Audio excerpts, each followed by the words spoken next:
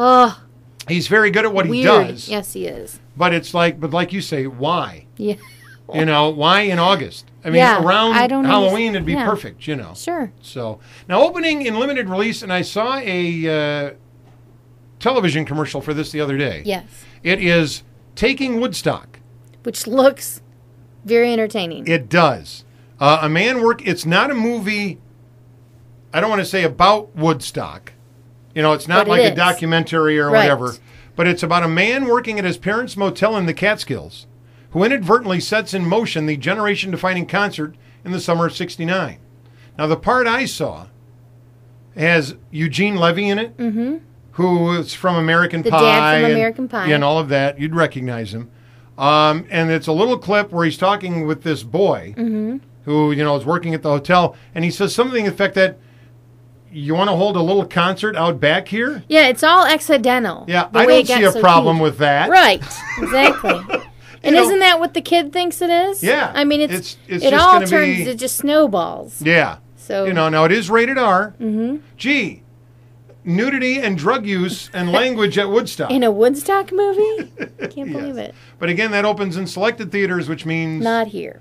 Also opening at selected theaters this weekend is the movie called Big Fan. And it stars Patton Oswalt, who's very funny.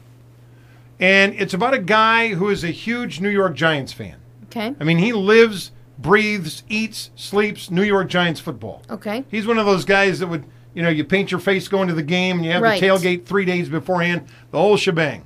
And he spends all of his time calling sports talk radio and, He's obsessed. defending his Giants, win, Right. lose, or draw. Right. But then he goes to a party, runs into a couple of his all-time favorite players Who are probably jerks. to him. And then Okay. all of a sudden, it's this life-changing moment Right. where all of a sudden, here I've been living my life. Wasting my life. Yeah, and it's, even though Patton Oswalt is very funny, this is listed as a drama. So, See, this is my theory, Bob. okay. I've come into contact with people that I've held in high esteem that are semi-famous or famous. Oh, right, yep. I've gone to seminars or whatever. Semi. I tell Geek Boy, I don't want to meet them because I want to be able to enjoy the seminar and enjoy the message. Without and your dreams being dashed. Exactly. So if you just stay away from them, which is the opposite of what Geek Boy wants to do. Yeah. He wants to go meet him. I'm like, no, I don't want my dream shattered today. I spent a day at Michigan International Speedway about 22, 23 years ago. Had an opportunity to meet Michael Andretti, Yes. IndyCar racer, and at that time Sure. he was at the height of Huge. he was very huge. Right. And he is the biggest jerk. See? And I was Ruined it for you. crushed. Because, Ruined it. as a member of the media, you're not supposed to have, Bias. bias one way or Right. the other. You're supposed to talk to them, and you move on. But I'm one of those where I got the chance to sit down with Richard Petty one day. Sure. I interviewed him for half an hour. He was the nicest man. He took care of me. He told other people, I'm with Bob. I'll Right. talk to you later. He invited me to a huge party in his honor the next day. And I'm like the lowest of the low Sure. that was there. And he personally came over, said hi, introduced me to his wife and family, remembered me. Total opposite. Which is like, this is cool. And then, Right. like you say, then you meet somebody else that you think is cool, and then they're... And it ruins it for you. Yeah, it does. So what we're saying is don't get into radio. Was that the moral of the That's the story? moral of the story. Okay. All About Okay. Steve opens next week. Again, Yes. this is the Sandra Bullock movie. It Where she- looks intriguing. She to me. falls head over heels with a news cameraman after one blind date, and she kind of just stalks him. She does stalk him. I'm seeing more and more commercials of this movie Extract with Jason Bateman. And again, it looks You've got to see it. funny. It does really look- does. I hope not all the funny parts are in the trailer. Right. Because it could be really funny. There you go. Gamer comes out next week. Again, Gerard Butler stars as a futuristic gladiator imprisoned against his will in an ultra-violent, mind-controlled first-person shooter game. Saw a trailer for that. Looks good. Does it? But Gerard Butler is the new Jude Law. Oh, he's in everything? He's coming up in everything. Like 3 trailers we saw before our movie Sunday. He's in the movies. Opening September 9th is a movie called 9. 9, not 7. No, not 7. You go 9. Courageous stitch punk heroes fight for survival against the machines in a post-apocalyptic animated movie. Starring the voices of Elijah Wood, Frodo, Jennifer Connelly, eyebrows, Martin Landau, and John C. Reilly. Let's see here. Then opening September 11th. Shake and bake. bake. On September 11th, Sorority Row. Okay. Which looks stupid. It does look so stupid. It's another slash 'em up type movie. Well, kind of. It's like I Know What You Did Last Summer. They what happens is, and this is from the trailer, I'm not Right. spoiling anything. They accidentally, a group of sorority sisters are supposed to teach this guy a lesson, and with one of their sisters, they're playing a joke on him.